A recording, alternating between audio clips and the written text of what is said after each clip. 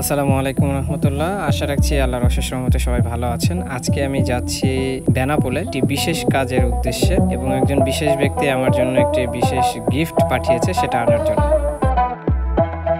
এবং আজকে বেনাপোল থেকে ফেরার পথে একজন বিশেষ ব্যক্তির সাথে দেখা হয়েছে এবং তিনিও একজন কন্টেন্ট ক্রিয়েটর, আপনারা সবাই তাকে চিনেন। বেনাপোলে যাওয়ার পথে সারসার ঠিক আগে এই মসজিদটা দেখা যায়।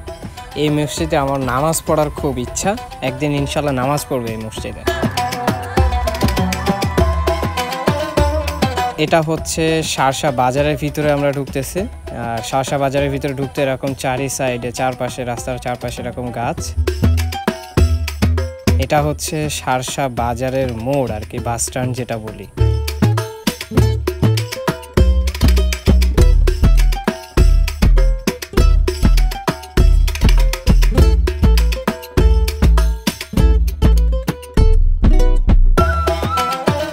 ডান সাইডে এটা হচ্ছে সারসা থানার, আমাদের সারসা থানার বিদ্যুৎ অফিস।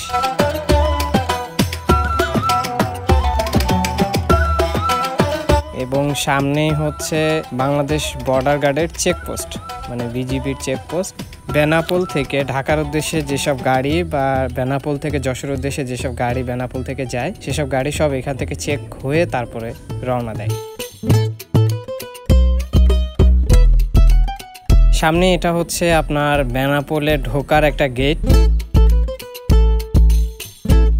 এবং এটা হচ্ছে খুবই পপুলার। এর আশেপাশে অনেক জায়গা আছে সুন্দর সুন্দর, যেখানে সবাই বিকালের দিকে টাইম পাস করার জন্য বা আড্ডা দেওয়ার জন্য, পর্যটক স্থান বলেও, মানে সারা সারসা থানার ভিতরে পর্যটক স্থান বলেও এই জায়গাটা আর কি মানুষজন আসে, সবাই ঘুরতে আসে। এবং এর চারপাশে অনেকগুলো দোকান হয়েছে বা অনেক ব্যবসা প্রতিষ্ঠান আছে, রেস্টুরেন্ট আছে এই গেটকে কেন্দ্র করে।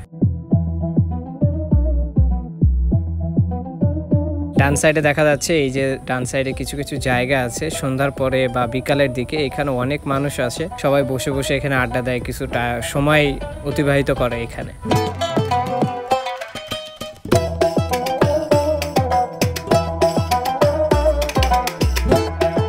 বাম সাইডে যেটা দেখতে পাচ্ছেন এটা হচ্ছে নবনির্মিত বাস টার্মিনাল। এখনো পর্যন্ত বাস টার্মিনালটা চালু হয়নি। এটা হচ্ছে বেনাপোলের বাস টার্মিনাল। এখনো পর্যন্ত এই টার্মিনালটা চালু হয়নি। অনেক বড় জায়গা, বাট এখনো পর্যন্ত চালু করে নাই।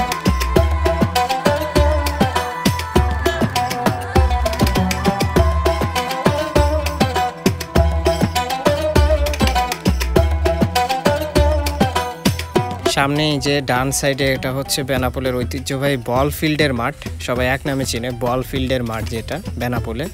এটা হচ্ছে বেনাপোল। ডান সাইডে হচ্ছে বেনাপোল বাস স্ট্যান্ড এবং আমরা যাচ্ছি সুন্দরবন কুরিয়ার সার্ভিসে। যাওয়ার আগে ভাবলাম যে একটু খাওয়া দাওয়া করে নিই। সো অনেক সকাল থেকে কিছুই খাওয়া হয়নি, সো ভাবলাম যে খাওয়া দাওয়া করে দেন তারপরে আমরা কুরিয়ারটা রিসিভ করতে যাব।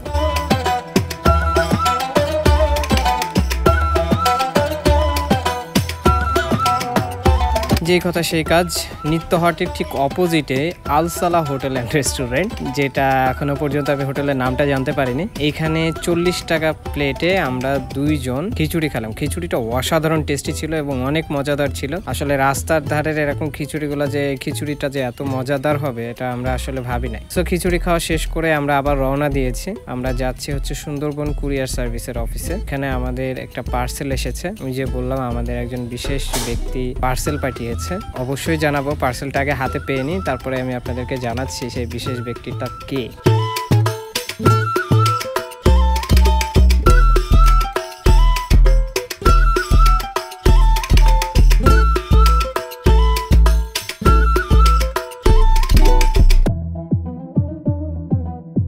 সুন্দরবন কুরিয়ার সার্ভিস আমরা চলে এসেছি। প্রথমে গাড়ি রাখলাম এখানে, রেখে সুন্দরবন কুরিয়ার সার্ভিসের অফিসে গেলাম। যে ওখানে যে সামনাসামনি ওখানে ওনার সাথে কথা বললাম। উনি আমার কি কবে কুরিয়ার আসছে জানতে চাইলো। আসসালামু আলাইকুম। একটা পার্সেল আসছিল, বনানী থেকে আসছে। আমি কল পাইছিলাম। তারপর উনি আমাকে বললো যে আপনার কুরিয়ারটা এখানে আসে না, আপনি হচ্ছে 2 তলায় চলে যান। সো আমি 2 তলায় গেলাম। 2 তলায় যে আমার নাম বললাম, মোবাইল নাম্বার বললাম, 2 তলা থেকে আমাকে কুরিয়ারটা দিয়ে দিল। এই হচ্ছে কুরিয়ারটা পেয়েছি আমি ঢাকা থেকে। কুরিয়ারটা দিয়েছে আমাকে রাইহান ভাই, দ্য নিউ জারা ফ্যাশনের ওনার শপটা হচ্ছে বনানী 17 নম্বর রোডের 27 নম্বর হাউস, বনানী মসজিদের ঠিক অপোজিট সাইডে। আমি ওনার ফেসবুক পেজের লিংক ডিসক্রিপশনে পিন কমেন্টে দিয়ে রাখবো। ছেলেদের যত লেটেস্ট ফ্যাশনেবল যত ড্রেস আছে ওনার শপ থেকে পাওয়া যায়।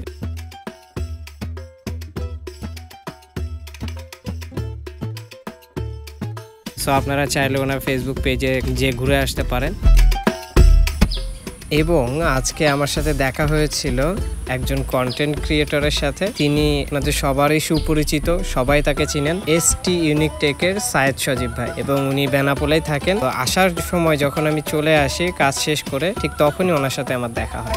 আশা রাখছি আজকের ব্লগটা আপনাদের অনেক ভালো লেগেছে। যদি ভালো লেগে থাকে তাহলে লাইক, কমেন্ট এবং সাবস্ক্রাইব করতে ভুলবেন না। দেখা হবে নেক্সট কোনো ভিডিওতে, নেক্সট কোনো স্থানে। সেই পর্যন্ত সবাই ভালো থাকবেন, সুস্থ থাকবেন এবং আমার জন্য দোয়া করবেন।